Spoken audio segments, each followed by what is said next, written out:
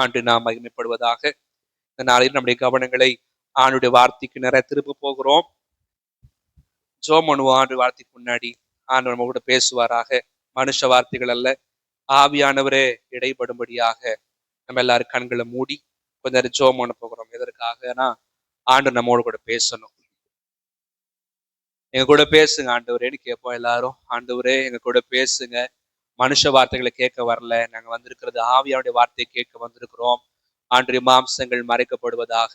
ஆவியானவர் நீர் வெளிப்பட நாங்கள் ஜெபம் பண்ணுகிறோம். நீர் பேசும், நாங்கள் கேட்கிறோம். ஆவியானவர் சபைகளுக்கு சொல்லுகிறதை நாங்கள் கேட்க காத்திருக்கிறோம். ஆண்டவரே இடைபடும், நடத்தும். இயேசுவின் நாமத்தில் பிதாவே, ஆமே ஆமே. ஆண்டுடைய நாமம் மகிமைப்படுவதாக. இந்த வாரத்துல நாம் தியானிக்க போவதான வேத வார்த்தை ஏசாயா 35வது அதிகாரம் 10வது வசனம். ஏசாயா 35:10. கர்த்தரால் மீட்கப்பட்டவர்கள் திரும்பி ஆனந்த களிப்புடன் பாடி சீயோனுக்கு வருவார்கள்.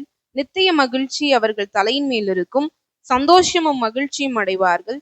சஞ்சலமும் தவிப்பும் ஓடிப்போம். ஆனந்த களிப்புடன் பாடி சீயோனுக்கு வருவார்கள். நித்திய மகிழ்ச்சி அவர்கள் தலையின் மேல் இருக்கும். இந்த நாளில நித்திய மகிழ்ச்சி என்கிறதான ஒரு தலைப்புல ஆண்டுடைய வார்த்தையை நாம் தியானிக்க போகிறோம். இந்த மாதத்தில் கர்த்தர் நம்மோடு கூட பேசின வார்த்தை, உன் இருதயம் அதிசயப்பட்டு பூரிக்கும். கர்த்தர் நம்முடைய உள்ளங்களை சந்தோஷத்தினால், சமாதானத்தினால், அவர் கொடுக்கதான மகிழ்ச்சியினாலும் நிரப்புவாராக. இந்த வார்த்தையில நாம் இந்த வசனத்துல பார்க்கும்போது அநேக வார்த்தைகள் சொல்லப்பட்டிருக்கிறது. எல்லாமே சந்தோஷத்தை தான் குறிக்கிறது. முதலாவது வாசிக்கிறோம், ஆனந்த களிப்புடன் பாடி என்று சொல்லப்பட்டிருக்கிறது.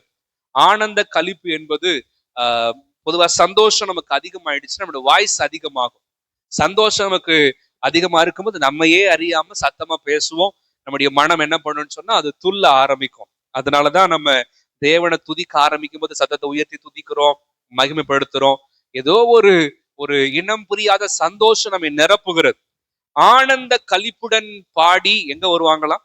சீயோனுக்கு வருவார்கள் என்று சொல்லப்பட்டிருக்கிறது. இரண்டாவது, சந்தோஷத்தை குறிப்பதற்கு நித்திய மகிழ்ச்சி என்ற வார்த்தை பயன்படுத்தப்பட்டிருக்கிறது. கொஞ்ச நாள் கொடுக்கிற சந்தோஷம் அல்ல.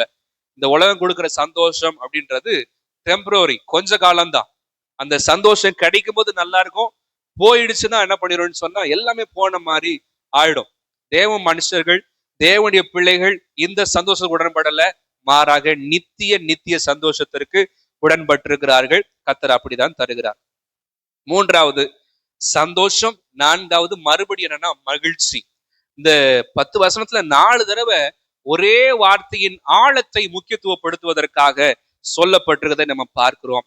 நித்திய மகிழ்ச்சி அவர்கள் தலையின் மேல் இருக்கும் என்று வாசிக்கிறோம். நித்திய மகிழ்ச்சி எங்க இருக்குன்னா தலை மேல இருக்கும். ஏன் தலை மேல இருக்குதுன்னா, தலை மேலதான் எல்லா பாரமும் வந்து உட்காருது. எல்லா பிரச்சனைகள், எல்லா போராட்டம், மனதை அழுத்துகிறதான பாரங்கள், மனதை குழப்புகிற காரியங்கள், இதெல்லாம் எங்கதான் வந்து உட்காருது? தலையில தான் உட்காருது. அதனால ஆண்டவர் அவருடைய மகிழ்ச்சி எங்கதான் கொடுக்கிறாரா? தலையின் மேலதான் கொடுக்கிறார். நம்ம தலையின் மேல அந்த நித்திய மகிழ்ச்சி எப்போதும் தங்கி இருப்பதாக. இந்த மகிழ்ச்சி இல்லாததுனால அநேகர் தவறான முடிவு எடுத்து விடுகிறார்கள். எனக்கு இந்த வாழ்க்கை போதும், இந்த வாழ்க்கை எனக்கு வேண்டாம், இனிமே நான் வாழ்றது எந்த புண்ணியம் இல்லை, அர்த்தமும் இல்லை, எனக்கு இனிமே இந்த பிரச்சனையை மேற்கொள்ள முடியாதுன்னு சொல்லி தவறான காரியங்கள்ல ஈடுபடுகிறார்கள். நிறைய மனிதர்கள் இந்த பிரச்சனைனால, ஸ்ட்ரெஸ்னால மாட்டிட்டு இருக்கிறாங்க. ஆனா கர்த்தர் நம்ம கொடுத்திருக்கிற நித்திய மகிழ்ச்சிக்காக ஆண்டவருக்கு ஸ்தோத்திரம். இந்த மகிழ்ச்சியை மற்றவர்களுக்கு கொடுக்க கர்த்தர் நமக்கு உதவி செய்வாராக. ஆண்டுடைய நாமத்திற்கு மகிமை உண்டாவதாக. இந்த வார்த்தை சொல்லப்பட்டதுல கடைசியில வாசிக்கிறோம், சஞ்சலமும் தவிப்பும் என்ன பண்ணுமா? ஓடி போகும். நித்திய மகிழ்ச்சி தலை மேல வந்துட்டா இருக்கிற சஞ்சலம், இருக்கிற தவிப்பு ஓடிடும். சஞ்சலம்ன்றது மனதை குழப்புகிற காரியங்களையும் என்ன பண்ண போறோன்னு தெரியல, என்ன செய்ய போறோன்னு தெரியல. தவிப்புன்றது அது நமக்கு மட்டும்தான் தெரியும், மற்ற யாருக்குமே என்ன பண்ணாதுன்னு சொன்னா தெரியாது. அவ்வளவு வேதனையான காரியம் தவிப்பு எல்லாம் வந்துருச்சுன்னா இருக்கிற தவிப்புகளை, சஞ்சலங்களை கர்த்தர் மாற்றி போடுவாராக. நித்திய மகிழ்ச்சியை கர்த்தர் இந்த மாதத்திலிருந்து நமக்கு ஆரம்பித்து தருவாராக. உன் இருதயம் அதிசயப்பட்டு பூரிக்கும் என்று கர்த்தர் சொன்னது போல இந்த மாதத்திலிருந்து அநேக சந்தோஷங்களை, அநேக மகிழ்ச்சிகளை நாம் காண கர்த்தர் நமக்கு கிருபை தருவாராக. ஏசாயா 35ஆம் அதிகாரம் இது உலக பிரகாரமான இம்மைக்கான ஆசீர்வாதத்தை குறித்து மட்டும் பேசாம நீங்க நடக்க போற காரியத்தை குறித்து பேசுகிறது. எதோடனா ஆண்டவருடைய வருகை சீக்கிரத்துல வரப்போகிறது. ஆண்டவர் அவர் ஆட்சி செய்ய போகிறார். அதுல முதல் பகுதி 1000 வருஷ அரசாட்சி நம்ம பங்கெடுக்க போகிறோம். இந்த 1000 வருஷ அரசாட்சியில ஆண்டவர் செய்ய போகிற அநேக காரியங்களை நாம் பல இடங்கள்ல வாசிக்கிறோம். தேவனுடைய வருகைக்குள்ள எப்படி இருக்க போகிறது, சபை எப்படி இருக்க போகிறது, தேவ பிள்ளைகள் எப்படி இருக்க போறாங்கன்றத சொல்லுகிறதான ஒரு காரியம் தான் இந்த 35வது அதிகாரம். 8ஆம் வசனத்துல வாசிக்கிறோம், பெரும்பாதையான வழி இருக்கும், தீட்டு உள்ளவன் அதில் நடந்து வருவதில்லை. இதெல்லாம் எதை குறிச்சு பேசுறதுன்னா வரப்போகிற சீயோன். அந்த சீயோனுக்கு தான் நம்ம எல்லாரும் பங்கடையணும், எல்லாரும் வரணும் தான் கர்த்தர் விரும்புகிறார். நம்ம திருச்சபையில் இருக்கிற ஒவ்வொருவரும் இந்த சீயோனிலே பங்கடைய கர்த்தர் கிருபை தருவாராக. இந்த நித்திய மகிழ்ச்சி இந்த உலக ஓட்டத்தோட முடியறதில்ல, மாறாக இந்த உலக ஓட்டம் முடிஞ்சாலும் தொடர்ந்து நடக்கிறதான மகிழ்ச்சி. இந்த உலகத்துல இருக்கிற சந்தோஷம் கொஞ்ச நாள் இருக்குது, போயிருது. ஆனா கர்த்தர் கொடுக்கிற சந்தோஷம், கர்த்தர் கொடுக்கிற மகிழ்ச்சி 70-80 வருஷம் பலத்தின் மீதுல இன்னும் அநேக வருஷங்கள் வாழ்ந்தாலும் இந்த மகிழ்ச்சி இங்க முடியறதில்ல, தொடர்ந்து போகிறதான மகிழ்ச்சி. கர்த்தர் கொடுத்திருக்கிறதான இந்த நம்பிக்கைக்காக ஆண்டவருக்கு ஸ்தோத்திரம். ஆசீர்வாதமான நம்பிக்கை நமக்கு இருக்கிறது. இந்த உலகத்துல இந்த உலகத்துல கண்ணை மூடிட்டாலும் நம்ம இன்னொரு உலகத்துல கண்ணை திறக்க போகிறோம். இங்க இருக்கிற சந்தோஷத்தை விட பல மடங்கு சந்தோஷத்தை கர்த்தர் நமக்கு அங்க வச்சிருக்கிறார். நித்திய மகிழ்ச்சி அங்க இருக்க போகிறது. அங்க எந்த விதமான கவலையும் கிடையாது, எந்த பாரமும் கிடையாது. குடும்பத்தை நடத்தணும், வேலைக்கு போகணும், அதை செய்யணும், இதை செய்யணும், எப்படி பண்ண போற, எதை செய்ய போறேன்றதான எந்த பாரமும் இல்லை. ஒண்ணுமே இல்லாம தேவனை ஆராதிக்க போகிறோம். அவர் பரிசுத்தர், தூயர் என்று நம்ம ஆராதிக்க போகிறோம். பாக்கியமான நாட்களை பெற போகிறோம். கர்த்தர் நம்ம எல்லாரையும் அந்த பாக்கிய நாளுக்கு என்று ஆயத்தப்படுத்துவாராக. என்னைக்கு வர போறாருன்னு தெரியல. நடக்கிற ஒவ்வொரு காரியத்தை பார்க்கும்போது ஆண்டவர் வெகு சீக்கிரத்துல வரப்போகிறார். திருச்சபை முதலாவது ஆயத்தமாகணும். திருச்சபையில இருக்கிற ஒவ்வொருவரையும் கர்த்தர் ஆயத்தப்படுத்தணும். திருச்சபை ஆயத்தமாகிற போது கண்டிப்பா என்ன பண்ணணும்னா ஆட்டோமேட்டிக்கா உலகத்தையும் ஆயத்தப்படுத்த ஆரம்பிக்கும். சுவிசேஷ ஊழியத்தை தானே செய்ய ஆரம்பிக்கும். இன்னைக்கு உலகமானது அக்கிரமத்துல, பாவத்துல வேகமாய் ஓடிக்கொண்டிருக்கிறத பார்க்க முடிகிறது.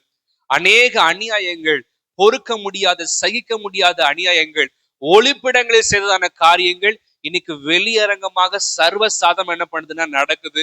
பாவங்கள் பெருகிற அந்த கட்டத்துல ஆண்டு வந்துட்டாருன்னா நிறைய பேர் என்ன பண்ணுவாங்கன்னா கைவிடப்படுவார்கள். நிறைய பேர் ஆண்டவர் இல்லாம இறந்துருவாங்க. நம்மளை கர்த்தர் இந்த காலகட்டத்துல வாழ வச்சிருக்கிறார். நம்ம ஆயத்தமாகணும், மற்றவன் என்ன பண்ணணும்னு சொன்னா ஆயத்தப்படுத்தணும். இந்த மகிழ்ச்சியை நம்ம முதலாவது பெற்றுக்கொள்ளணும். இந்த மகிழ்ச்சியை மற்றவங்களுக்கு கொடுக்கவும் கர்த்தர் நம்மை தகுதிப்படுத்தி பயன்படுத்துவாராக. அப்படி பரிசுத்த நாமத்திற்கு மகிமை உண்டாகட்டும். இந்த 35ஆம் அதிகாரத்துக்கு பிற்பாடு யாருடைய சரித்திரம் வருகிறது என்று சொன்னால் எசேக்கியாவின் சரித்திரமானது வருகிறது. எசேக்கியா ராஜாவுடைய வாழ்க்கையில் நடந்த 3 முக்கியமான காரியங்களை இந்த 36ஆம் அதிகாரத்திலிருந்து 39ஆம் அதிகாரம் வரைக்கும் நம்ம வாசிக்கிறோம். இந்த சஞ்சலமும் தவிப்பும் ஓடி போகும் என்று சொன்ன பிற்பாடு எசேக்கியாவுடைய வாழ்க்கையானது ஆரம்பமாகிறது. இந்த ஏசாயாவுடைய வார்த்தைக்கு பிற்பாடு இவர் வாழ்க்கையில, எசேக்கியாவின் வாழ்க்கையில சந்தோஷம் இருந்தது, மகிழ்ச்சி இருந்தது.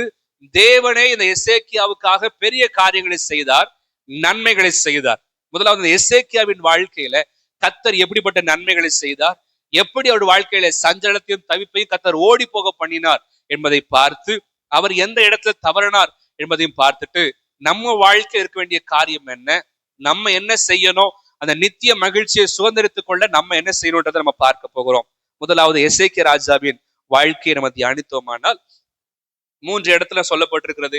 ஏசாயாவுல, 2 ராஜாக்கள்ல, 2 நாளாகமத்துல, 3 இடத்துலயும் என்ன பண்ணப்பட்டிருக்குது, அவருடைய வாழ்க்கையானது சொல்லப்பட்டிருக்குது. ஒவ்வொரு இடத்துலயும் கொஞ்சம் கொஞ்சம் அவருடைய வாழ்க்கையில கொஞ்சம் எக்ஸ்ட்ரா ஆட் பண்ணி சொல்லப்பட்டிருக்கிறத நம்ம பார்க்கிறோம். இந்த ஏசாயா 36ஆம் அதிகாரம், 37ஆவது அதிகாரம், இந்த 2 அதிகாரத்தை வாசிக்கும் போது எசேக்கியா அரசாட்சி செய்கிறார். அவருடைய 14வது வருஷத்துல இவருக்கு எதிராக சனகரிப் ராஜா அவர் அரசாளுவதற்காக வருகிறார். படையெடுத்து வருவதற்காக அவர் வருகிறத நம்ம பார்க்கிறோம். யூதாவில் இருக்கிறதான அரணான சகல பட்டணங்களுக்கு விரோதமாய் வந்து அவர்களை பிடித்து கொண்டான் என்று 36:1 வாசிக்கிறோம். சகல பட்டணங்களையும் எல்லாத்தையும் பிடிச்சிட்டான். யார் பிடிச்சதுன்னா சனகரிப் ராஜா பிடிச்சிட்டான். பிடிக்கும் போது இந்த எருசலேமுக்கு வந்தது யார் அப்படின்னு சொன்னா ரப்சாக்கே என்கிறதான ஒரு தலைவன். இந்த ரப்சாக்கே வந்து என்ன பண்ணுகிறார் அப்படின்னு சொன்னா அந்த எசேக்கியா ராஜாவுக்கு எதிரான பல தூஷணமான வார்த்தைகளை பேசுகிறார். நீங்க வீட்டுல போய் 36, 37 இந்த 2 அதிகாரத்தை வாசித்து பாத்தீங்கன்னா அவ்வளவு மோசமா பேசியிருக்கிறார். ராஜாவை நம்பாதீங்க, இந்த ராஜாவுடைய வார்த்தைகளை கேட்காதீங்க, கர்த்தரை நம்ப சொல்லுவான், அப்படிலாம் பண்ண முடியாது, நான் என்னுடைய ராஜா சனகரிப் இவங்களுடைய வல்லமையில உங்களை யாரை காப்பாற்ற முடியும்னு சொல்லி அவனுடைய பெருமையை பேசிக்கொண்டே இருக்கிறான் இந்த ரப்சாக்கே. இப்ப இவர் செஞ்ச வேலை என்ன வேலை அப்படின்னு சொன்னா 37, 31 வாசிச்சோன்னு சொன்னா நம்ம வாசிக்கிறோம், யூதா வம்சத்தாரில் தப்பி மீந்திருக்கிறவர்கள் மறுபடியும் கீழே வேர் பற்றி மேலே கனி கொடுப்பார்கள். இவர் என்ன பண்றாருன்னா ஆண்டுடைய வார்த்தையை சார்ந்து கொள்ளுகிறார். இந்த வார்த்தை சொல்லப்பட்டதான சூழ்நிலை இந்த காலகட்டம் தான். சனகரிப் ராஜா, அடுத்தது ரப்சாக்கே, இப்படி வார்த்தைகள் எல்லாம் பேசி கொண்டிருக்கும் போது எதிராய் வந்துட்டாங்க, எல்லாத்தையும் பிடிச்சிட்டாங்க. பிடிக்கும் போது ஆண்டுடைய வார்த்தை வருகிறது, யூதா வம்சத்தாரில் தப்பி மீந்திருக்கிறவர்கள் மறுபடியும் கீழே வேர் பற்றி மேல கனி கொடுப்பார்கள். நம்முடைய திருச்சபையை கர்த்தர் அப்படியே ஆஸ்வதிப்பாராக. அதை தான் கர்த்தர் செய்ய போகிறார், அதை தான் செய்வேன்னு கர்த்தர் சொல்லியிருக்கிறார், கனி கொடுக்க வைப்பார். இந்த எசேக்கியா ராஜா துன்பம் வர நேரத்துல என்ன பண்ணிட்டார் அப்படின்னு சொன்னா ஆண்டவர் மேல நம்பிக்கை வைத்திருந்தார். ஆண்டவர் மேல நம்பிக்கை வச்சிருந்ததுனால ஆண்டவரை நோக்கி பார்க்கிறார். ஆண்டவர் இவருக்கு வார்த்தைகளை அனுப்பி அவரை ஆசீர்வதிக்கிறதுக்கு நம்ம அவர் செய்கிற எல்லா முயற்சியும் நம்ம பார்க்கிறோம். 37, 35 வாசிக்கலாமா? 37, 35. என் நிமித்தம் என் தாசனாகிய தாவீதின் நிமித்தமும் நான் இந்த நகரத்தை ரட்சிக்கும்படிக்கு இதற்கு ஆதரவாய் இருப்பேன் என்பதை கர்த்தர் உரைக்கிறார் என்று சொல்லி அனுப்பினார். இதற்கு ஆதரவாய் இருப்பேன். எதற்கு ஆதரவாய் இருப்பேன்? இந்த நகரத்தை ரட்சிக்கும்படிக்கு இதற்கு ஆதரவாய் இருப்பேன் என்று ஆண்டவர் சொல்லுகிறார். இவருக்கு பெரிய மனசுல குழப்பம் என்னன்னா, இந்த எருசலேம் பட்டணத்தை, இந்த நகரத்தை நான் எப்படி காப்பாற்ற போறேன், நான் எப்படி இதுல இருந்து விடுதலைக்கு போறேன். இந்த ரப்சாக்கே இவ்வளவு பேச்சு பேசுறான், சனகரிப்பு வந்து நிறைய இடத்துல பிடிச்சாச்சு, எப்படி நான் விடுவிக்க போறேன் அப்படின்னு சொல்லி அவர் வேதனையோடு இருக்கும் போது கர்த்தர் சொல்ற வார்த்தை, இந்த நகரத்துக்கு நான் ஆதரவா இருப்பேன் அப்படின்னு கர்த்தர் சொல்லுகிறார். அநேக நேரத்தில் சூழ்நிலைகள் வரும்போது நம்ம எவ்வளவுதான் சந்தோஷமா இருக்கணும்னு நினைச்சா கூட முடியாது. ஆனா கர்த்தர் கொடுத்துட்டாருன்னா, அவர் ஆதரவா இருக்காரு நமக்கு புரிஞ்சிருச்சுன்னா சந்தோஷமானது இன்னும் பெருக ஆரம்பிக்கிறதை நாம் பார்க்க முடியும். இந்த எசேக்கியா ராஜா பண்ணதான ஒரு காரியம் 37:14 நம்ம வாசிக்கலாம். 37:14. எசேக்கியா ஸ்தானாதிபதிகளின் கையில் இருந்த நிருபத்தை வாங்கி வாசித்தான். பின்பு எசேக்கியா கர்த்தருடைய ஆலயத்துக்கு போய் அதை கர்த்தருக்கு முன்பாக விரித்து ஜெபம் பண்ணுகிறார். லெட்டர் வருது. லெட்டர் வந்த உடனே அது என்ன பண்றாருன்னா ஆண்டுடைய அவர் வாசிக்கிறார். வாசிச்ச பிறகு என்ன பண்றாரு, தேவ சமூகத்துல கொண்டு போய் வைக்கிறார். இந்த மாதிரி பிரச்சனை நடக்குது ஆண்டவரே, இப்பெல்லாம் பேசின வார்த்தையெல்லாம் கேளுங்க ஆண்டவரேன்னு என்ன பண்றாருன்னு சொன்னா போய் தேவ சமூகத்துல போய் வைக்கிறார். தேவ சமூகத்துல வைக்கும் போது ஆண்டுடைய வார்த்தை வருகிறது, கனி கொடுப்பார்கள். அடுத்து என்ன பண்ணுவேன், இந்த நகரத்துக்கு நான் ஆதரவா இருப்பேன் அப்படின்னு கர்த்தர் சொல்லுகிறார். சந்தோஷம் திருடப்படுகிறது, சந்தோஷமானது அழிக்கப்பட ஆயத்தமாய் கொண்டிருக்கும் போது கர்த்தரே வருகிறார். கர்த்தர் வந்து என்ன பண்றாருன்னா 1,85,000 பேர் 37ஆம் அதிகாரத்தினுடைய கடைசி பகுதியில வாசிச்சோன்னு சொன்னா கர்த்தருடைய தூதன் புறப்பட்டு 1,85,000 பேர் என்ன பண்றாருன்னா சங்கரிக்கிறார். நினைச்சா கூட எசேக்கியாவால பண்ண முடியாது. ஆனா கர்த்தர் என்ன பண்ணுறாரு, அந்த வேலையை செய்யறத நம்ம பார்க்கிறோம். நமக்காக நிச்சயமாய் கர்த்தர் செய்வார். நம்ம அவரோடு கூட இணைந்து இருக்கும் போது, அவருக்கு இடம் கொடுக்கும் போது, நம்ம செய்ய முடியாத விஷயங்களை கண்டிப்பா என்ன பண்ணுவாருன்னு சொன்னா அவர் செய்வார். சந்தோஷத்தை கெடுக்க வருகிறதான அசீரியனை கர்த்தர் நிச்சயமாய் சங்கரிப்ப அவர் வல்லமை உள்ளவராக அவருடைய பரிசுத்த நாமத்திற்கு மகிமை உண்டாவதாக. ஏன் ஆதரவா இருப்பேன்னு சொல்றாருன்னா தேவனை நோக்கி ஜெபம் பண்ணுகிறார். பிரச்சனைகள் மாறணுமா, போராட்டங்கள் மாறணுமா, சந்தோஷத்தை அழிக்க வரதான அசிரியன் அழிக்கப்படணுமா, வேற வழியே இல்லை. ஒரே வழி என்னன்னா ஜெபம் மட்டும்தான். முழங்கால போடும்போது தேவ சமூகத்துல கைகளை விரிச்சு தேவ சமூகத்துல ஆண்டவர்கிட்ட ஜெபம் பண்ணும்போது நிச்சயமாய் கர்த்தர் நித்திய மகிழ்ச்சியை அவர் தர வல்லவராக அவர் இருக்கிறார். சஞ்சலமும் தவிப்பும் என்ன பண்ணணும்னா ஓடி போகும். எசேக்கியாவுக்கு தவிப்பு, என் மக்களை எப்படி காப்பாத்த போறேன், என் பட்டணத்தை எப்படி காப்பாத்த போறேன், இந்த மக்கள் எல்லாரும் எப்படி விடுதலையாக்க போறாங்க, ஒன்னும் பண்ண தெரியலையேன்னு சொல்லும் போது இவர் கிடைச்ச ஒரே ஒரு வழி ஆண்டவர் மட்டும்தான். ஆண்டவரை நோக்கி பார்க்கும் போது இவர் தவித்த எல்லா காரியங்களையும் கர்த்தர் மாற்றி போட்டு கர்த்தரே இறங்கி கிரியை செய்கிறார். வாழ்க்கையில கர்த்தர் அதை செய்வாராக. இது முதல் சம்பவம். 2வது 38ஆம் அதிகாரத்துல வாசிக்கிறோம். 38வது அதிகாரத்துல இவருக்கு ஒரு வியாதி வந்து விடுகிறது. 38:1 வாசிச்சோம்னா அவர் வியாதிப்பட்டு மரணத்துக்கு ஏதுவா இருக்கிறார். வாசிக்கலாம். அந்நாட்களில் எசேக்கியா வியாதிப்பட்டு மரணத்துக்கு ஏதுவாயிருந்தான். அப்பொழுது ஆமோசின் குமாரனாகிய ஏசாயா என்னும் தீர்க்கதரிசி அவனிடத்தில் வந்து அவனை நோக்கி, நீர் உமது வீட்டு காரியத்தை ஒழுங்குபடுத்தும், நீர் பிழைக்க மாட்டீர், மரித்து போவீர் என்று கர்த்தர் சொல்லுகிறார் என்றான். இது இரண்டாவது பிரச்சனை அவர் வாழ்க்கையில வந்தது. நீ பிழைக்க மாட்டீர், என்ன பண்ணுவீர், மரித்து போவீர் என்று ஆண்டோடைய வார்த்தையே வருகிறது. வியாதி அவருக்கு அதிகமாகிவிட்டது. அப்புறம் என்ன பண்றாருன்னா அவரு தேவ சமூகத்துல அழுகிறார். 22ஆம் வசனத்துல வாசிக்கிறோம். எசேக்கியா வாசிக்கலாம். அப்பொழுது எசேக்கியா தன் முகத்தை சுவர்புறமாக திருப்பிக் கொண்டு கர்த்தரை நோக்கி கடைசியில வாசிக்கிறோம். எசேக்கியா என்ன பண்ணாராம், மிகவும் அழுதார். சுவர் புகமாய் திரும்பிட்டு அவர் அவ்வளவு அழுகிறார். ஏன்னா அவரால் தாங்க முடியல. சனகரிப்பு வந்தப்ப கூட அவர் அழுத மாதிரி தெரியல. ஆனா சரீரத்துல ஒரு பலவீனம் வந்தப்ப என்ன பண்ணலாம், அவனை தாங்க முடியல. என்ன ஆண்டவரே, உண்மையா நடந்தேன், உத்தமமா நடந்தேன், எனக்கு இப்படி ஒரு வியாதியை கொடுத்துட்டீங்களா ஆண்டவரே அப்படின்னு சொல்லி தேவ சமூகத்துல அழுகிறார். அவரால் தவிப்பு தாங்க முடியல.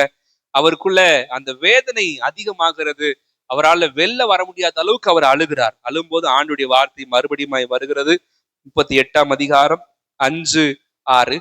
நீ போய் எசேக்கியாவை நோக்கி, உன் தகப்பனாகிய தாவீதின் தேவனாயிருக்கிற கர்த்தர் சொல்லுகிறது என்னவென்றால், உன் விண்ணப்பத்தை கேட்டேன், உன் கண்ணீரை கண்டேன். இதோ உன் நாட்களோடு 15 வருஷம் கூட்டுவேன். நான் உன்னையும் இந்த நகரத்தையும் அசீரியா ராஜாவின் கைக்கு தப்புவித்து இந்த நகரத்துக்கு ஆதரவா இருப்பேன். இந்த நகரத்துக்கு ஆதரவா இருப்பேன்னு கர்த்தர் சொல்றார். முதல் சம்பவத்துல என்ன பண்றாரு ஆண்டவர், இந்த நகரத்துக்கு நான் ஆதரவா இருப்பேன்னு சொல்றாரு. ரெண்டாவது இங்கேயும் ஜெபம் பண்ணுகிறார். ஜெபம் பண்ணும்போது கண்ணீரோடு வேதனையோடு ஜெபம் பண்ணுகிறார். ஜெபம் பண்ணும்போது ஆண்டு சொல்ற வார்த்தை என்னன்னு சொன்னா, நான் இந்த நகரத்துக்கு என்ன பண்ணுவேன், ஆதரவா இருப்பேன். கர்த்தர் வந்துட்டாருன்னா சஞ்சலம் இருக்க வாய்ப்பு இல்லை. கர்த்தர் வரும்போது தவிப்பு இருக்க வாய்ப்பு இல்லை. நிச்சயமாய் கர்த்தர் காரியங்களை மாற்றி போடுகிறார். முதல் சம்பவத்திலையும் கர்த்தர் என்ன பண்றாருன்னா தவிப்ப சஞ்சலத்தை மாத்தி போட்டு மகிழ்ச்சியை கர்த்தர் தரார். இந்த ரெண்டாவது சம்பவத்தை வாசிக்கும் போதும் அவர் என்ன பண்ணுகிறாருன்னா சஞ்சலத்தை எல்லாம் மாற்றி போட்டு சமாதானத்தையும் சந்தோஷத்தையும் இந்த எசேக்கியாவுக்கு தருகிறதை நாம் பார்க்கிறோம். ஆண்டுடைய நாம மகிமைப்படுவதாக. மிகவும் அழுகிறார். தேவனுடைய சமூகத்துல போய் ஜெபம் பண்ணும் போது தேவன் நிச்சயமா பிரச்சனைகளை மாற்றுகிறார், தவிப்புகளை மாற்றுகிறார், பலவீனங்களை மாற்றுகிறார், உடலளவில் இருக்கிற வியாதிகளை என்ன பண்றாருன்னா ஆண்டவர் மாற்றுகிறார். அவருடைய நாமத்திற்கு மகிமை உண்டாவதாக. இது இரண்டாவது சம்பவம். மூன்றாவது ஒரு சம்பவம் சொல்லப்பட்டிருக்கிறது. ஏசாயா 39ஆம் அதிகாரம் 6-7. இதோ நாட்கள் வரும், அப்பொழுது உன் வீட்டில் உள்ளதிலும் உன் பிதாக்கள் இந்நாள் வரைக்கும் சேர்த்ததிலும் ஒன்றும் மீதியாய் வைக்கப்படாமல் எல்லாம் பாபிலோனுக்கு கொண்டு போகப்படும். நீ பெறப்போகிற உன் சந்ததியாகிய உன் குமாரரிலும் சிலர் பாபிலோன் ராஜாவின் அரண்மனையிலே அரண்மனை வேலைக்காரராய் இருப்பார்கள் என்று கர்த்தர் சொல்லுகிறார் என்றான். கர்த்தர் சொல்லுகிறார். மூணாவது ஒரு பிரச்சனை வருது. மூணாவது ஒரு தவிப்பு. என்ன தவிப்புனா, உங்க வீட்டுல இருக்க ஒண்ணு கூட இருக்காது, எல்லாம் எங்க போயிரும், பாபிலோனுடைய அரசாட்சிக்கு அந்த ராஜாங்கத்துக்கு போயிடும்னு கர்த்தர் சொல்லுகிறார். உன்னுடைய குமாரர்கள் அரண்மனையில் என்ன பண்ணுவாங்களாம், வேலைக்காரராய் இருப்பார்கள் என்று சொல்லப்பட்டிருக்கிறது. எசேக்கியாவுக்கு இது ஒரு தவிப்பு, சஞ்சலமா இருந்திருக்கணும். ஆனா அவர் எப்படி இல்லைன்னா சஞ்சலமா தவிப்பாக இல்லை. 8ஆம் வசனத்துல வாசிக்கலாமா? 8ஆம் வசனத்துல ரெஸ்பான்ஸ் எப்படி இருக்குன்னு வாசிக்கிறோம். அப்பொழுது எசேக்கியா ஏசாயாவை நோக்கி, நீ சொன்ன கர்த்தருடைய வார்த்தை நல்லதுதான் என்று சொல்லி, என் நாட்களிலாவது சமாதானமும் உண்மையும் இருக்குமே என்றான். என் நாட்களிலாவது சமாதானமும் உண்மையும் இருக்குமே என்றான். முதல் 2 பிரச்சனை மனசை பாதிக்குது. இந்த மூணாவது பிரச்சனை ரொம்ப பெரிய பிரச்சனை, சந்ததிக்கு வருகிறதான பிரச்சனை. ஆனா என்ன பண்ணல, மனசு அவருக்கு பாதிக்கல, மனசு அவருக்கு வேதனைப்படுத்தல. மாறாக என்ன சொல்றாரு அப்படின்னு சொன்னா, என் நாட்கள்ல சந்தோஷம் இருக்குது, எனக்கு சமாதானம் இருக்குது அப்படின்னு என்ன பண்றாருன்னா அவர் பேசுகிறார். இந்த 7ஆம் வசனத்துல வாசிக்கிறோம், அரண்மனை வேலைக்காரராய் இருப்பார்கள் என்ற வார்த்தை பின் நாட்களை நிறைவேறுகிறது. எப்படின்னா தானியேல், ஷாத்ரக், மேஷாக், ஆபேத்நேகோ இவங்க எல்லாருமே ராஜகுல மக்கள், துரை மக்கள். இவங்க எல்லாருமே நல்ல மத்த எல்லாருக்கும் பாப்புலரான மக்கள், ராஜகுலத்தில் வந்தவர்கள். இவங்க எல்லாருமே எங்க வேலை செஞ்சாங்கன்னா அரண்மனையில, பாபிலோன் அரண்மனையில வேலை செய்யறாங்க. இதெல்லாம் பின் நாட்கள்ல ஆண்டுடைய வார்த்தையின்படியே நடக்கிறது. ரெண்டாவது சம்பவத்துல ஆணுடைய வார்த்தை வரும்போது, இல்ல நீ பிழைக்க மாட்ட, மறிச்சு போயிடுவேன்னு சொல்லும் போது ஜெபிக்கிறார். அழுகிறார், மிகவும் அழுகிறார். ஆனா மூணாவது தடவை வரும்போது என்ன பண்ணலன்னா அவர் மனசு மாறி இருக்குது. ஜெபிச்சிருந்தா ஒருவேளை என்ன பண்ணிருப்பார், ஆண்டவர் இரக்கம் பாராட்டி இருப்பார். ஆண்டவரை என் சந்ததியை விட்டுறாதீங்க, ஆண்டவரே எப்படி போக விட்டுறாதீங்க அப்படின்னு சொல்லி ஜெபம் பண்ணியிருந்தால் ஒருவேளை கர்த்தர் இறங்கி இருக்கலாம். ஆனால் ஜெபம் பண்ணாம என்ன பண்றாருன்னா, நடக்கிறது நடக்கட்டும், எப்படி நடந்தா எனக்கு என்ன, என்னமோ நடக்கட்டும் என்ன பண்றாருன்னா இடம் கொடுத்துட்டார். இப்படி வாழ்க்கையில கர்த்தர் அநேக ஆசீர்வாதங்களை கொடுக்கிறார். அநேக ஆசீர்வாதங்கள் கொஞ்சம் நெஞ்சம் இல்ல, கர்த்தர் நல்லா தான் ஆசீர்வதிச்சு வச்சிருந்தார். ரொம்ப பெரிய நன்மைகளை கொடுத்துதான் வச்சிருந்தார். ஆனா என்ன பண்ணிட்டாருன்னா, ஆரம்பத்துல இருந்துதானே அந்த மகிழ்ச்சிக்கு கொடுத்த முக்கியத்துவம் போக போக போக போக அது இல்லாம போயிடுச்சு. நித்திய மகிழ்ச்சி என்பது தற்காலிகமானது அல்ல, அது நிரந்தரமாய் தொடர்ந்து வர வேண்டியது. தேவ பிள்ளைகள் நம்ம ஒவ்வொருவரும் அதுல கவனமா இருக்கணும். பரலோகத்துக்கு போகணும்னா இந்த மகிழ்ச்சி இல்லாம என்ன பண்ண முடியாது, போக முடியாது. எப்ப மகிழ்ச்சி இருக்கும், தேவனுக்கு பிரியமா வாழ்ந்தாதான், தேவனுக்கு உகந்த ஒரு வாழ்க்கை வாழும் போதுதான் அந்த மகிழ்ச்சியானது நம்ம வாழ்க்கையில இருக்கும். கர்த்தர் இந்த நித்திய மகிழ்ச்சியை நம்முடைய வாழ்க்கையில இன்னும் அதிகமாக தந்து நம்மை நடத்துவாராக. அப்படி பரிசுத்த நாமத்திற்கு மகிமை உண்டாகட்டும். முதல் 2 காரியங்களிலே அவர் தப்பிச்சுட்டாரு. 3வது காரியத்தை என்ன பண்ணிட்டாருன்னா, அவர் விழுந்து போனதை நம்ம பார்க்கிறோம். அவர் நல்லதா இருந்தாரு, அவருடைய வாழ்க்கை நல்லதா முடிஞ்சது. ஆனா சந்ததிகள் எங்க போயிட்டாங்க அப்படின்னு சொன்னா, தேவனை அறியாத ஒரு இடத்திற்கு, தேவன் விருப்பப்படாத ஒரு இடத்திற்கு, தேவ நாமம் மகிமைப்படுத்தப்பட முடியாத ஒரு இடத்துக்கு என்ன பண்ணிட்டாங்கன்னா கொண்டு போயிட்டாங்க. தேவ நோக்கத்தின்படியே அவங்க போனாங்க. ஒருவேளை பரிந்து பேசி ஜெபம் பண்ணியிருந்தால், ஒருவேளை ஆண்டவர்ட்ட இடம் கொடுத்திருந்தா கர்த்தர் என்ன பண்ணுவார்னா இரக்கம் பாராட்டி இருப்பார். எல்லாருக்கும் இறங்குகிறதான ஆண்டவர். ஆனா எசேக்கியாவுக்கு அந்த எண்ணம் இல்ல. எசேக்கியாவுக்கு ஆண்டவர் அநேக ஆசீர்வாதங்களை கொடுத்தாரு, நம்ம வாசிச்சோம். முதல் ஆசீர்வாதம் என்னன்னு சொல்லிட்டு 2 நாளாகமும் 32ஆம் அதிகாரம் 24ஆம் வசனத்தை வாசிக்கலாம். 2 நாளாகமும் 32:24. அந்நாட்களில் எசேக்கியா வியாதிப்பட்டு மரணத்துக்கு ஏதுவாயிருந்தான். அவன் கர்த்தரை நோக்கி ஜெபம் பண்ணும்போது அவர் அவனுக்கு வாக்குத்தத்தம் பண்ணி அவனுக்கு ஒரு அற்புதத்தை கட்டளையிட்டார். எசேக்கியா போதுமா, ஜெபம் பண்ணின போது என்ன நடக்கிறதுன்னு சொன்னா, அற்புதமானது நடக்கிறது. ஜெபிக்கும் போது கர்த்தர் அற்புதத்தை செய்கிறார். ஜெபிக்கும் போது கர்த்தர் இறங்குகிறார். ஆசீர்வாதம் அப்படின்றது நம்ம ஜெபம் பண்றதுக்கு அவர் கேட்கிறாரு, அதுதான் பெரிய ஆசீர்வாதம். அவர் அவ்வளவு பெரிய தேவன். அவர் வானத்தையும் பூமியும் படைச்சவர். இந்த வாரம் பைபிள் சொல்ல கூட அதை தியானிக்க கர்த்தர் கிருபை தந்தார். அவருடைய குணாதிசயங்கள் என்ன, அவர் எப்படிப்பட்டவர் அப்படின்னு சொல்லி தொடர்ந்து தியானிச்சு கொண்டிருக்கிறோம். அவ்வளவு பெரிய தேவன். ஆனால் சாதாரணமான இந்த எசேக்கியாவுடைய ஜெபத்தை கேட்டு என்ன பண்றாருன்னா, சுகத்தை தருகிறார். இப்படி வாழ்க்கையில அவர் பலத்தை கொடுக்கறத நம்ம பார்க்கிறோம். முதல் ஆசீர்வாதம் அவருடைய ஜெபத்தை கேட்டு என்ன பண்றாருன்னா சுகத்தை கொடுக்கிறார். 2வது ஒரு ஆசீர்வாதம் 32ஆம் அதிகாரம், அதே 32ஆம் அதிகாரம் 25ஆம் வசனத்தை வாசிக்கலாம். எசேக்கியா தனக்கு செய்யப்பட்ட உபகாரத்துக்கு தக்கதாய் நடவாமல் மனம் ஈட்டுமையானான். உபகாரத்திற்கு தக்கதாய் அப்படின்னா ஆண்டவர் என்ன பண்ணிருக்காருன்னா உபகாரத்தை பண்ணிருக்கிறார். நம்ம வாழ்க்கையில கர்த்தர் அநேக உபகாரங்களை நம்ம வாழ்க்கையில செஞ்சிருக்கிறார். இன்னைக்கு நம்ம ஒவ்வொரு நாளும் நடக்கிறோம், பிழைக்கிறோம், இப்படி வேலைகளை செய்கிறோம்னு சொன்னா எல்லாத்துக்கும் ஒரே ஒரு காரணம், கர்த்தர் நமக்கு செய்ததான உபகாரம். அவர் செஞ்ச நன்மைகளுக்கு உபகாரங்களுக்கு என்ன செலுத்த முடியும்? ஒண்ணு செலுத்த முடியாது. ரட்சிப்பின் பாத்திரங்களை எடுத்துக்கொண்டு அவரை தான் தொழுது கொள்ள முடியும். அது மட்டும் தான் நம்ம செய்ய முடியும். அவ்வளவு உபகாரத்தை கர்த்தர் செஞ்சிருக்கிறார். வாழ்க்கையில் அவ்வளவு நன்மைகள். எண்ணி எண்ணி தேவனை துதிக்கத நம்ம கர்த்தர் கிருபை தருவாராக. ஆண்டவருடைய பரிசுத்த நாமத்திற்கு மகிமை உண்டாகட்டும். ஆண்டவருடைய பிள்ளைகளுக்கு கர்த்தர் கொடுக்கிற ஆசீர்வாதம் உபகாரம். நம்ம நினைச்சு துதிக்காம இருக்க முடியாது, தேவனை மகிமைப்படுத்தாம இருக்க முடியாது. கர்த்தர் நம்மை தொடர்ந்து நடத்துவாராக. அவருடைய பரிசுத்த நாமத்திற்கு மகிமை உண்டாகட்டும். 3வது வாசிக்கிறோம். அதை 32ஆம் அதிகாரம் 30ஆம் வசனத்தை வாசிக்கலாமா? 30.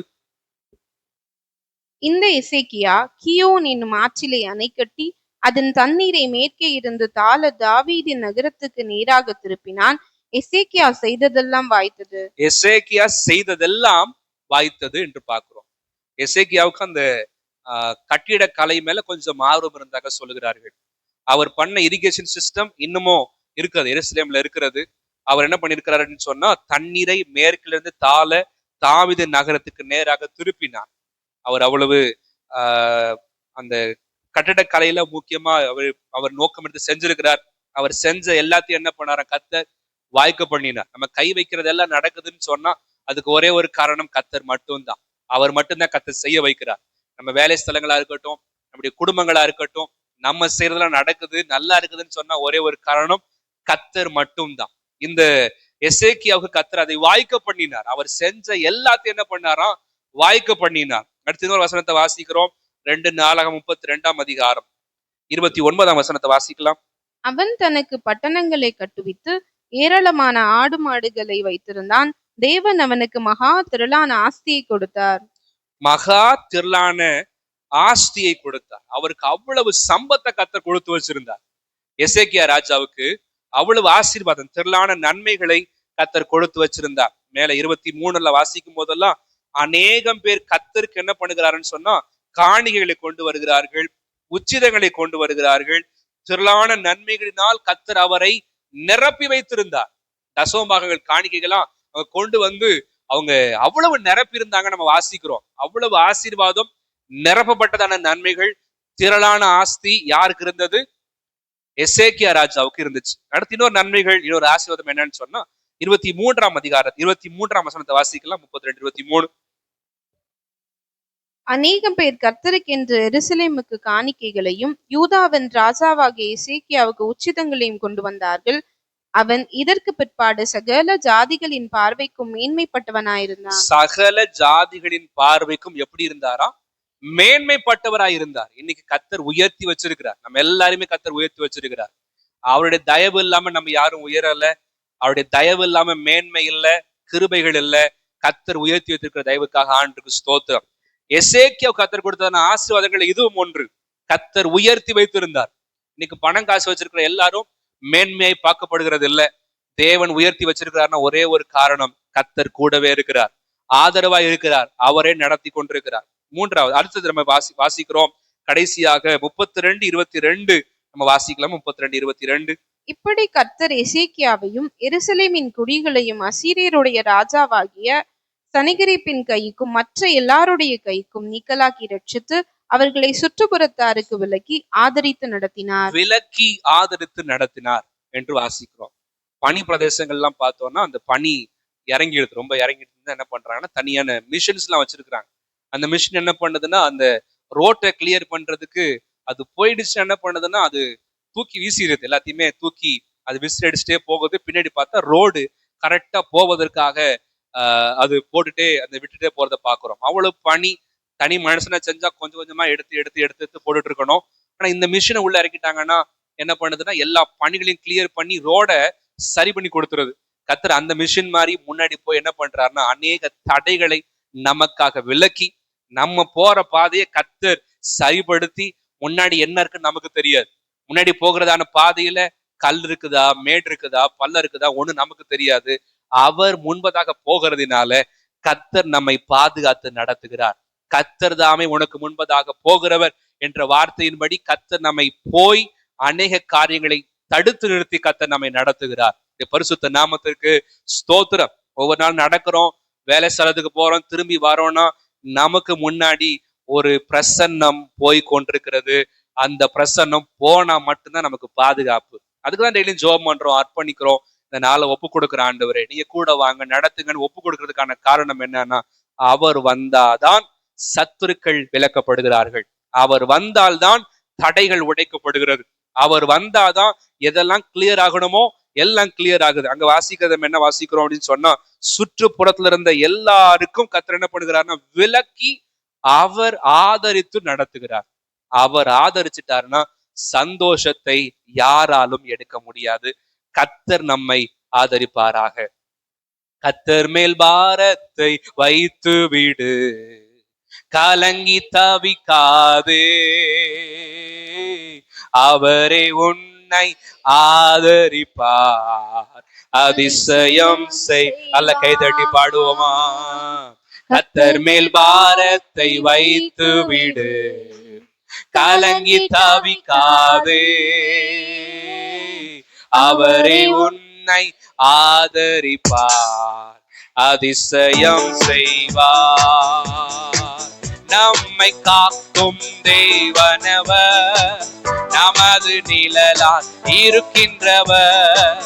நம்மை காக்கும் தேவனவர், நமது நிழலால் இருக்கின்றவர். கர்த்தர் மேல் பாரத்தை வைத்து விடு, கலங்கி தவிக்காதே,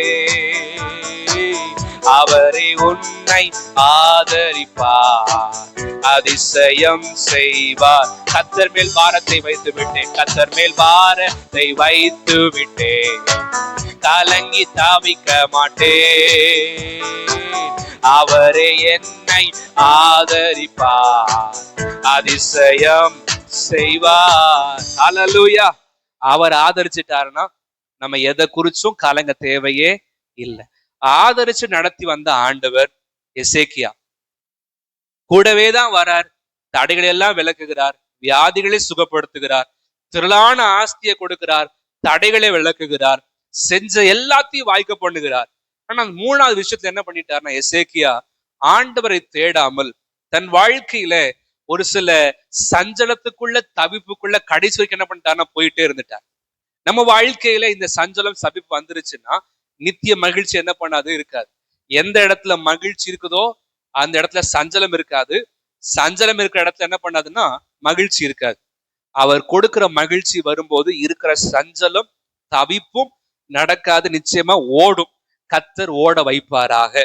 இந்த சந்தோஷம் மகிழ்ச்சி ஏன் நம் வாழ்க்கையில தடைப்படுகிறது, அல்லது இந்த சந்தோஷம் மகிழ்ச்சியை நம் வாழ்க்கையில பெற்றுக்கொள்ள நாம் என்ன செய்ய வேண்டும் என்பதை நாம் இன்றைக்கு தியானிக்க போகிறோம்.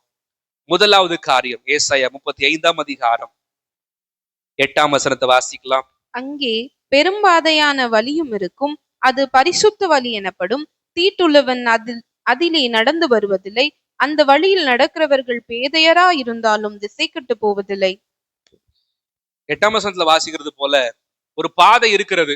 அந்த பாதை நித்திய ஜீவனுக்கு போகிறதான பாதை, சந்தோஷம் நிறைந்ததான பாதை, தேவன் கொடுக்கிற நித்திய மகிழ்ச்சியினால் நிரப்பப்படுகிறதான ஒரு பாதை. இந்த பாதையில் போகும்போது அதற்கு முக்கியமான ஒரு தகுதி இருக்கிறது. என்ன தகுதின்னு சொன்னா, தீட்டுப்பட்டவன் அதில் மதிய என்ன பண்ணுவதில்லையா, கடந்து போவதில்லை என்று நம்ம வாசிக்கிறோம். தீட்டுப்படாத ஒரு வாழ்க்கை நமக்கு தேவை. சஞ்சலம் தவிப்பும் ஓடி போகணும், நித்திய மகிழ்ச்சி நம்ம மேல இருக்கணும்னு சொன்னா தீட்டு என்பது வரக்கூடாது. தீட்டு என்பது நம்முடைய சமுதாயத்துல சொல்லப்படுற தீட்டு கிடையாது. அங்க போனா தீட்டு, இதை செஞ்ச தீட்டு, அதை தொட்டா தீட்டு, இதை தொட்டா தீட்டு, அப்படி இல்லை. நம்முடைய மனதை கரைப்படுத்துகிறதான காரியங்கள், மனதை தேவனிடமிருந்து பிரிக்கிற காரியங்கள் எதுவா இருந்தாலும் அவைகளை இனம் கண்டு கொண்டு நாம் விலக கர்த்தர் கிருபை தருவாராக. தீட்டுப்பட்டவன் என்ன பண்ணுவதில்லையா, அந்த வழியை பிரவேசிப்பது இல்லை. தேவனை ஆராதிக்கலாம், தேவனுடைய வழிகளில நடந்து கொண்டிருக்கணும்னு சொல்லலாம். ஆனா தீட்டு இருக்குன்னு சொன்னா கண்டிப்பா என்ன பண்ண முடியாதுன்னா அந்த பாதையில் நடக்க முடியாது. நம்மையும் திருச்சபையாரையும் கர்த்தர் ஆயத்தப்படுத்துவாராக. வருகை எப்பொழுதுன்னு தெரியல, எப்பவுமே ஆயத்தமாய் இருக்க, விழிப்புள்ளவர்களாய் ஜாக்கிரதையாய் காணப்பட கர்த்தர் கிருபை தருவாராக. கரை திரை முதலான எதுவுமே இல்லாம அவருடைய சந்நிதியில காணப்படும்படிக்கு ஜாக்கிரதையா இருக்க வேண்டும் என்று சொல்லி நாம் வாசிக்கிறோம். ஜாக்கிரதையா இருக்க வேண்டும். ஏன்னா பிசாசு நம்மளை எப்ப தாக்கலாம் அப்படின்னு சொல்லி என்ன பண்றான்னா வகை தேடி சுற்றி தெரிகிறான். நேரா வந்து அடிக்கிறது கிடையாது. நமக்கு நேரா வந்தா இயேசு நாமத்துல போய் சாத்தானே அப்படின்னு சொல்லிடுவோம், நம்ம அப்பால போய் சாத்தானேன்னு சொல்லிடுவோம். அதனால என்ன பண்றான்னா மறைமுகமாகத்தான் வரான். எப்படி வரான்னு தெரியாது. ஒவ்வொருத்தரையும் ஒவ்வொரு விதமா என்ன பண்றான்னு பிசாசு தாக்குறான். நம்ம எல்லாரும் என்ன பண்ணணும்னா விழிப்புடனே ஜாக்கிரதையுடனே காத்து கொண்டு தீட்டுகளுக்கு விலக கர்த்தர் நமக்கு கிருபை தருவாராக. இந்த எசேக்கியாவுடைய வாழ்க்கையில காணப்பட்ட தீட்டுகள் என்னன்னா 2 காரியங்கள். 32 அதிகாரம் 2 நாளாகமும் 2 நாளாகமும் 32 அதிகாரம் 25 வாசிக்கலாம். 25. எசேக்கியா தனக்கு செய்யப்பட்ட உபகாரத்துக்கு தக்கதாய் நடவாமல் மனம் ஈட்டிமையானான். ஆகையால் அவன் மேலும் யூதாவின் மேலும் எருசலேமின் மேலும் கடும் கோபம் உண்டது. உபகாரத்துக்கு தக்கதா என்ன பண்ணலையா, நடக்கல. கர்த்தர் நன்மை செய்திருக்கிறார், கர்த்தர் உபகாரங்களை செய்திருக்கிறார். இவர் வாழ்க்கையில காணப்பட்டதான ஒரு தீட்டு என்ன, ஒரு தவறான காரியம் என்ன அப்படின்னு சொல்லி பார்த்தோம்னா, ஆண்டவர் உபகாரத்தை செய்திருக்கிறார், அதுக்கு தகுந்தது போல அவருடைய வாழ்க்கையானது நடக்கல. ஃபர்ஸ்ட் 2 பிரச்சனையிலையும் ஆண்டவரை நோக்கி அழுகிறார், ஜெபிக்கிறார். ஆனா 3வது பிரச்சனையில அழுகணும்னு தோணல, தேவனை நோக்கி பார்க்கணும்னு தோணல, ஒரு வேதனை இல்ல, ஒரு மனதுக்குள்ள கவலை இல்ல, கஷ்டம் இல்ல. என்ன பண்றாரு, என் நாட்கள் சந்தோஷமா இருந்தா போதும், எனக்குள்ள சமாதானமா இருந்தா போதும் நினைச்சு மனதை தேர்த்தி கொண்டிருக்கிறார். அவருடைய வாழ்க்கையில ஒரு திருப்தி அடைந்த நிலைமையில வந்திருக்கிறார். இந்த தேவனுடைய மனுஷன் உண்மையாகவே ஆண்டுக்கா பல காரியங்களை செஞ்சிருக்கிறார். ஆனா உபகாரத்துக்கு தக்கதா என்ன பண்ணலன்னா நடக்கல. ஒருவேளை 15 வருஷம் கூட்டி கொடுத்திருக்கிறார் ஆண்டவர், அது எவ்வளவு நன்றி உள்ளவங்களா இருக்கணும், எவ்வளவு ஆண்டவருக்கு உண்மை உள்ளவங்களா இருக்கணும். என்னைய ஒவ்வொரு நாளும் நடத்தி வருகிறார். 15 வருஷத்துக்கு முன்னாடி என் வாழ்க்கை முடிஞ்சிருக்கணும், ஆனா இதுவரை கர்த்தர் நடத்தி வராருன்னு சொல்லி அவ்வளவு உண்மையா நடந்திருக்கணும். ஆனா உபகாரத்துக்கு தக்கதா நடக்கலன்னு வேத வசனம் சொல்லுகிறது. ஒரு தேவன் எதிர்பார்த்த ஒரு காரியம். 15 வருஷம்னு சொன்னா ரொம்ப சாதாரணமான காரியம் இல்ல, ரொம்ப முக்கியமான ஒரு காரியம். அநேகருக்கு கர்த்தர் அப்படிதான் செய்கிறார். வாழ்க்கைகளை கூட்டி கொடுத்து கொண்டே இருக்கிறார். நம்ம ஒவ்வொருத்தரும் கர்த்தர் இரக்கம் பாராட்டி கொண்டே இருக்கிறார். என்னைக்கும் முடிய வேண்டிய வாழ்க்கைய கர்த்தர் இன்னைக்கு வரைக்கும் வாழ வச்சிட்டு இருக்காருன்னு சொன்னா உபகாரத்துக்கு தக்கதா நடக்க வேண்டும். கர்த்தர் செஞ்ச நன்மைகளுக்கு தக்கதா நம்ம நடக்க வேண்டும் தான் கர்த்தர் நம்ம இடத்துல எதிர்பார்க்கிறார். தேவன் நம்மை எதற்காக அழைத்தாரோ, எதற்காக நன்மை செய்தாரோ அதற்காய் தொடர்ந்து நடக்க கர்த்தர் கிருபை தருவாராக. இரண்டாவது ஒரு தீட்டு ஒரு வாழ்க்கையில காணப்பட்டது. 32ஆம் அதிகாரம் 31 வாசிக்கலாம். ஆகிலும் பாபிலோன் பிரபுக்களின் ஸ்தானாதிபதிகள் தேசத்திலே நடந்த அற்புதத்தை கேட்க அவனிடத்துக்கு அனுப்பப்பட்ட விஷயத்தில் அவன் இருதயத்தில் உண்டான எல்லாவற்றையும் அறியும்படி அவனை சோதிக்கிறதற்காக தேவன் அவனை கைவிட்டார். அவனை சோதிக்கிறதற்காக தேவன் அவனை கைவிட்டார் என்று வாசிக்கிறோம்.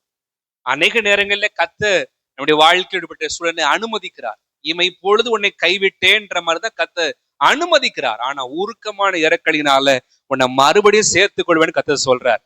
இந்த கைவிடப்படுகிற நேரங்களில நம்ம என்ன செய்யறோம்ன்றது ரொம்ப ரொம்ப முக்கியம்.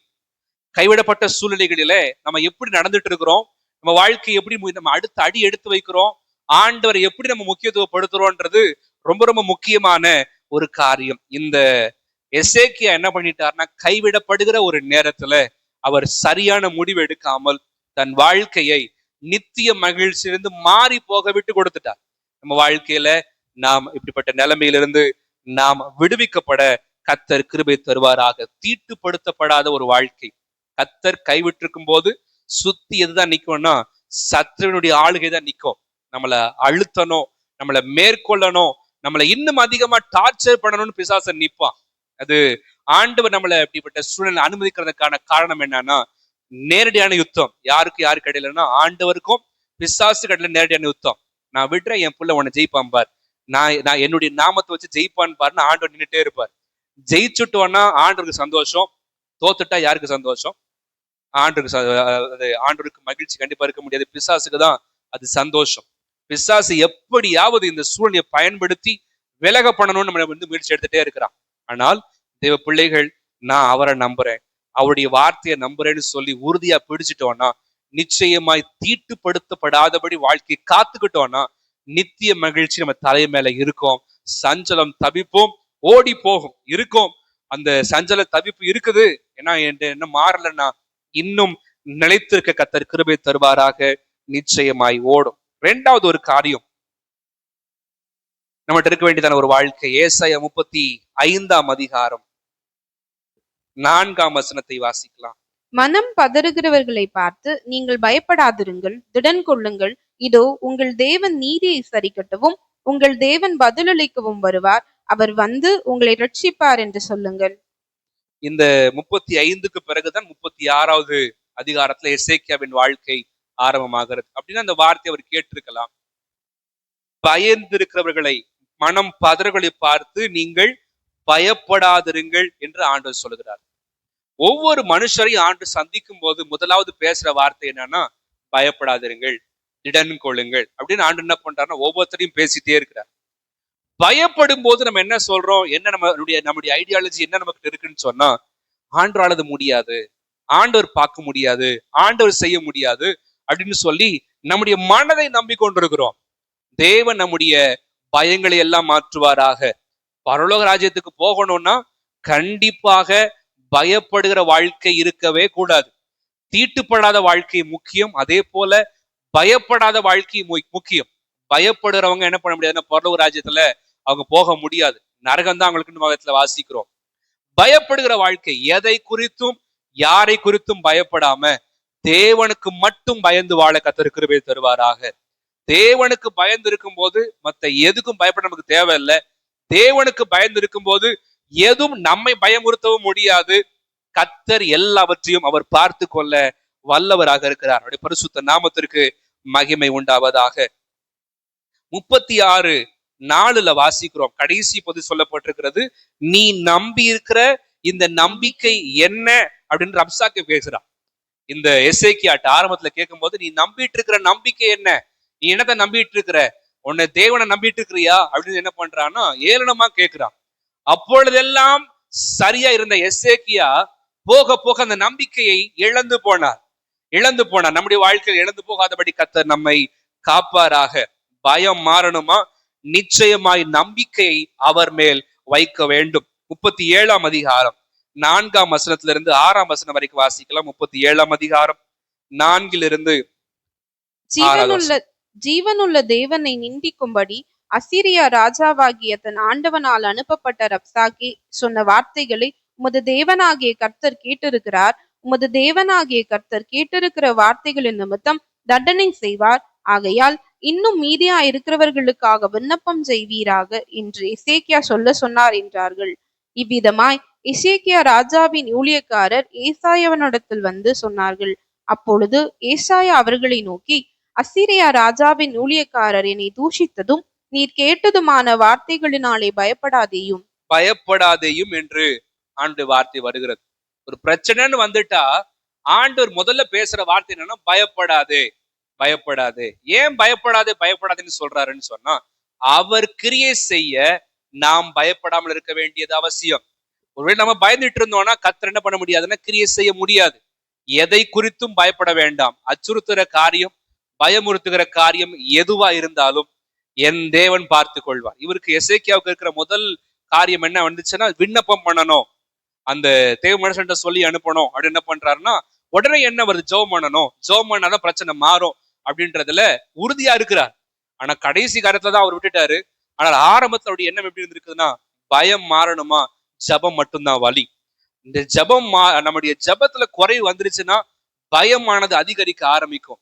பயப்பட நாம் தேவனுக்கு எதிரானவளா மாறி போகிறோம். தேவன் கிரியை செய்ய அனுமதிக்க நாமே தடை போடுகிறோம். பயப்படாதபடி தேவ சமூகத்துல இன்னும் அதிகமாய் விட்டு கொடுத்து ஆண்டு சமூகத்துல அர்ப்பணிக்க கர்த்தர் கிருபை தருவாராக. பிரச்சனை வரும்போது தேவ சமூகத்துல போய் ஜெபம் பண்ணுகிறார். இவரே போறார், ஏசாயாட்ட சொல்றாரு. அப்புறம் இவரு போய் என்ன பண்றாருன்னா ஜெபிக்கிறார். ஜெபிக்கும் போது கர்த்தரே இறங்கி யுத்தம் செய்யறத நம்ம என்ன பண்றோம்னு சொன்னா பார்க்கிறோம்.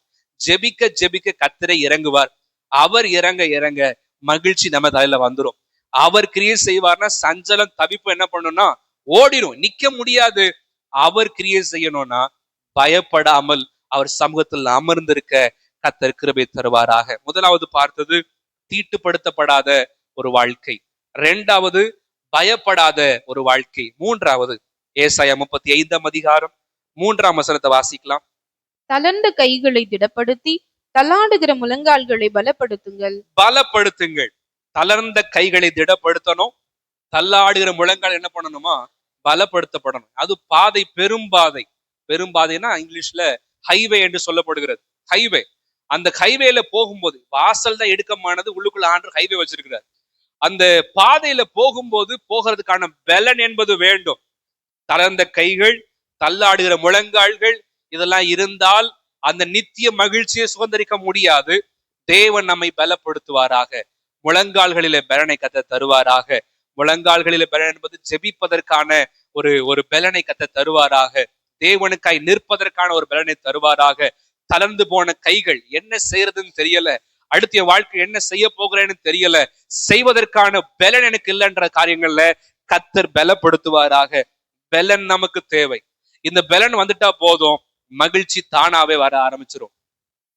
ரொம்ப கடினமா வேலை செய்யறவங்க, ரொம்ப அதிகமாய் அந்த பலனை உபயோகப்படுத்துறவங்க எல்லாருமே அந்த பாடல் பாடும்போது அவங்களுக்குள்ள ஒரு எனர்ஜி வரத அவங்க என்ன பண்றாங்கன்னா உணர்ந்து பாடிட்டு ஏதோ ஒரு வார்த்தை சொல்லுவாங்க. சொன்ன உடனே பண்ணுவாங்க, பூஸ்டப் ஆயிடுவாங்க. அவங்க அந்த வேலை, கடினமான வேலை, உடல் உழைப்பு அதிகமா கொடுக்கும் போது அந்த வார்த்தையோ அந்த பாடலோ சொல்லும் போது ஒரு பூஸ்டப் வந்துருது.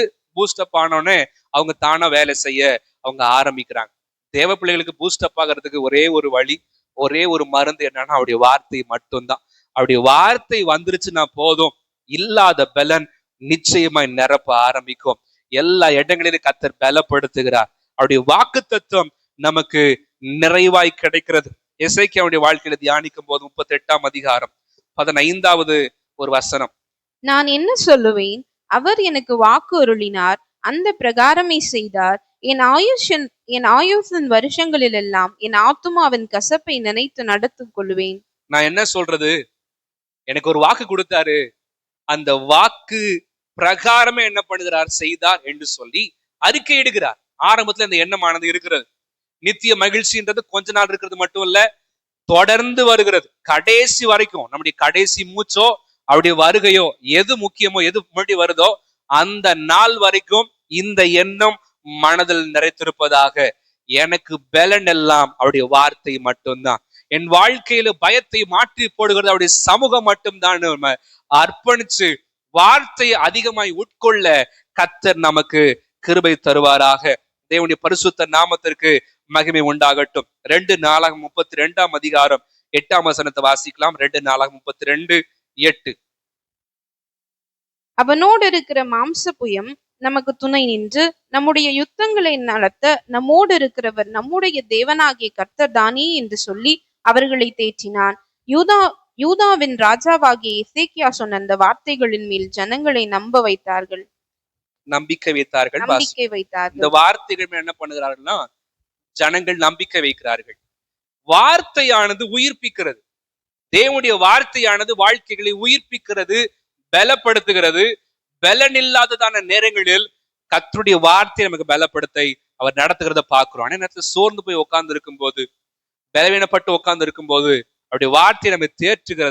நாம் பார்க்கிறோம். இடையில பாப்பாவை ஹாஸ்பிட்டல்ல வச்சிருக்கும் போது நான் அதை நல்லாவே உணர முடிஞ்சது. நம்ம சோர்ந்து போய் உட்கார்ந்து இருக்கிறோம், ஜோம் பண்ண முடியல, ஜோம் பண்ண வார்த்தை வருது ஆனா வெளில சொல்ல முடியல, எல்லாரும் பாக்குறாங்களே என்ன பண்றதுன்னு தெரியல. ஆனா தெரியாத இடத்துல திடீர்னு பார்த்தா அந்த ஸ்கிரீன்ல வசனம் வருது. வரும்போது அந்த வார்த்தையை நம்மையே அறியாம பலப்படுத்துகிறத பார்க்க முடியுது.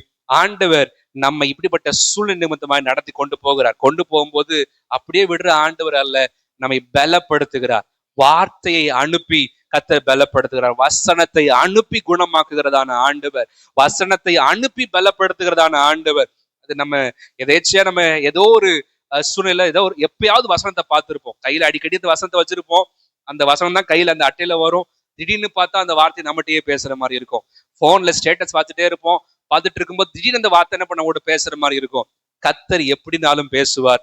அவருடைய வார்த்தை நம்மை பலப்படுத்துகிறது. பலன் இல்லாம பரலோகத்துக்கு போக முடியாது.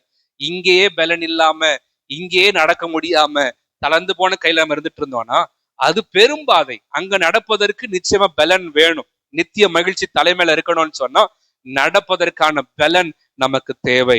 கர்த்தர் நம்மை பலப்படுத்துவாராக, அவர் சகாயம் பண்ணுவாராக. அவர் தொடர்ந்து நடத்த நம்ம விட்டு கொடுப்போம். ஆண்டவர் நம்மை நடத்துவாரா. கண்களை மூடி ஜெபம் பண்ண போகிறோம். ஆண்டவரே, எங்கள் வாழ்க்கை எசேக்கியா போல முடியக்கூடாது. எங்கள் வாழ்க்கை நித்தியமாய் மகிழ்ச்சி உடையதாய் உடைய கர்த்தர் கிருபை தருவாராக. கிருபை தரும் ஆண்டவரே, கிருபை தாரும் ஆண்டவரே. உமக்கு ஸ்தோத்திரம். கர்த்தர் கிருபை தந்து நடத்தும்படியா நாங்கள் ஜெபம் பண்ணுகிறோம் ஆண்டவரே. நன்றி அப்பா, உமக்கு ஸ்தோத்திரம், ஸ்தோத்திரம், ஸ்தோத்திரம் ஆண்டவரே. நன்றி ஆண்டவரே, உமக்கு ஸ்தோத்திரம்.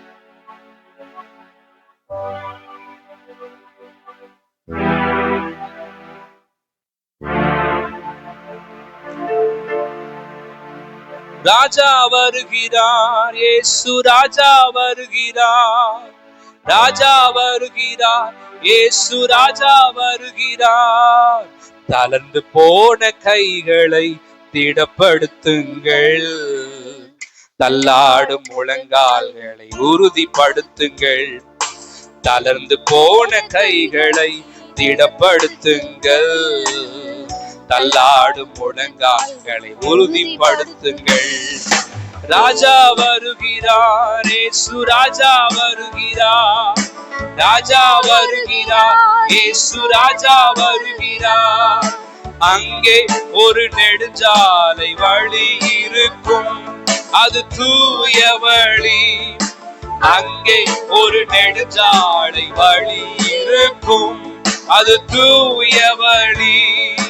தீட்டுப்பட்டோர் அதன் வழியாய் கடந்து செல்வதில்லை, தீட்டுப்பட்டோர் அதன் வழியாய் கடந்து செல்வதில்லை. மீட்கப்பட்டோர் அதன் வழியாய் கடந்து செல்வார்கள், மீட்கப்பட்டோர் அதன் வழியாய் கடந்து செல்வார்கள். அஞ்சாதிருங்கள், திடன் கொள்ளுங்கள், ராஜா வருகிறார், இயேசு ராஜா வருகிறார். தளர்ந்து போன கைகளை திடப்படுத்துங்கள், தள்ளாடும் முழங்கால்களை உறுதிப்படுத்துங்கள். ஆண்டவரால் மீட்கப்பட்டோர் மகிழ்ந்து பாடி சீயோன் வருவார்கள். ஆண்டவரால் மீட்கப்பட்டோர் மகிழ்ந்து பாடி சீயோன் வருவார்கள். நித்திய மகிழ்ச்சி தலைமேல் இருக்கும், நித்திய மகிழ்ச்சி தலைமேல் இருக்கும்.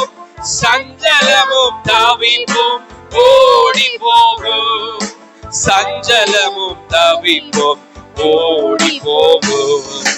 அஞ்சாதிருங்கள், திடன் கொள்ளுங்கள், ராஜா வருகிறார், இயேசு ராஜா வருகிறார், ராஜா வருகிறார், இயேசு ராஜா வருகிறார், ராஜா வருகிறார், இயேசு ராஜா வருகிறார். நாம் யாரும் எழுந்து நின்று கொஞ்ச நேரம் ஜெபம் பண்ண போகிறோம். ராஜாதி ராஜா அவர் மறுபடியுமாய் வரப்போகிறார், மறுபடியுமாய் வரப்போகிறார், மறுபடியுமாய் வரப்போகிறார். எந்த நாள் எந்த நிமிடம் என்று தெரியாது. பிதா தவிர அந்த நாளை யாரும் அறியார். அந்த நாளுக்கு ஆயத்தமாக கர்த்தர் கிருபை தருவாராக. முடிவு பரியந்த நிலைநிற்பவனே ரட்சிக்கப்படுவான் என்று வார்த்தை சொல்லுகிறது. தீட்டுப்படுத்தப்படாதபடி, பயமில்லாதபடி, பலப்படுத்தப்பட்ட ஒரு வாழ்க்கையில் தொடர்ந்து நடந்து போக கர்த்தர் கிருபை தருவாராக. ஆரம்பத்தில் ஆண்டவரோடு கூட ஆயத்தம் பண்ணி ஆரம்பம் எசேக்கியா முடியும் போது தன்னுடைய வாழ்க்கையில விரக்தியில நிற்கிறத நம்ம பார்க்கிறோம். நம்முடைய வாழ்க்கை போயிடாதபடி கர்த்தர் நம்மை காப்பாராக. முடிந்த 2 கைகளை உயர்த்தி எங்களை அர்ப்பணிக்கிறோம். ஆண்டவரே, தீட்டுப்படுத்தாதபடி, தீட்டுப்படுத்தப்படாதபடி எங்கள் வாழ்க்கையை காத்து கொள்ளும். ஆண்டவரே, எதுவும் எங்களை தீட்டுப்படுத்த கூடாது. நெருக்கி இருக்கிறதான எல்லா காரியங்களை உதறி தள்ளிவிட்டு ஓட கர்த்தர் கிருபை தர வேண்டுமா ஜெபம் பண்ணுகிறோம். தேவ கிருபை, தேவ பிரசன்னங்களை ஆளுகை செய்வதாக. பயமுறுத்துகிற காரியங்கள் இயேசுவின் நாமத்துல இப்பொழுதே ஓடட்டும். ஆண்டவரே, எதெல்லாம் சஞ்சலத்தை தவிப்பெல்லாம் கொடுத்திருக்கிறதோ எல்லா காரியங்கள் இயேசுவின் நாமத்தில் இப்பொழுதே ஓடி போவதாக.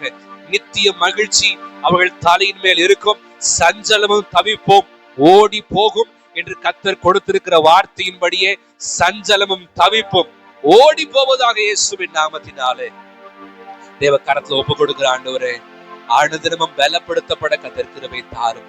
பலத்தின் மேல் பலன் அடைந்து நாங்கள் சீயோனுக்கு வரணும் ஆண்டவரே. பலத்தின் மேல் பலன் அடையணும் ஆண்டவரே.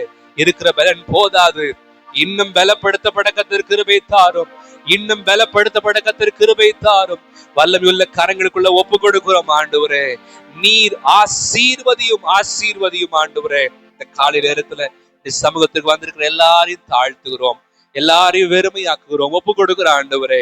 நித்திய மகிழ்ச்சி தலையின் மேல் இருக்கிற தெய்வக்காக ஸ்தோத்திரம். எல்லா பாரங்கள் கவலைகளை கர்த்தர் மாற்றி போட்டிருக்கிற தெய்வக்காக ஸ்தோத்திரம்.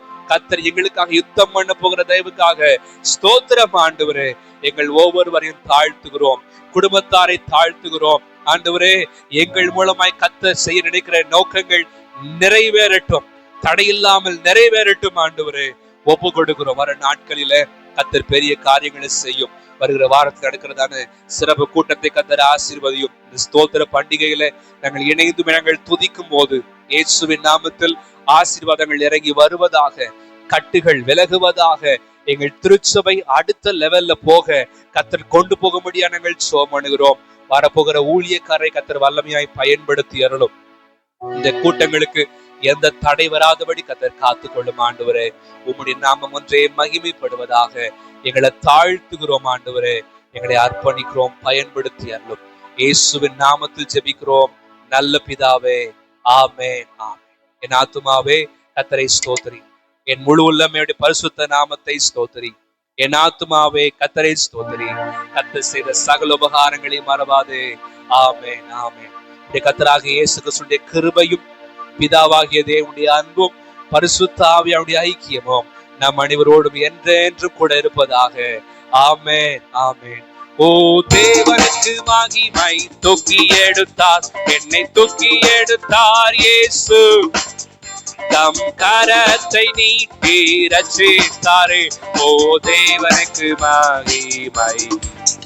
இயேசுவை நேசிக்கிறேன், மென்மேலும் நேசிக்கிறேன்.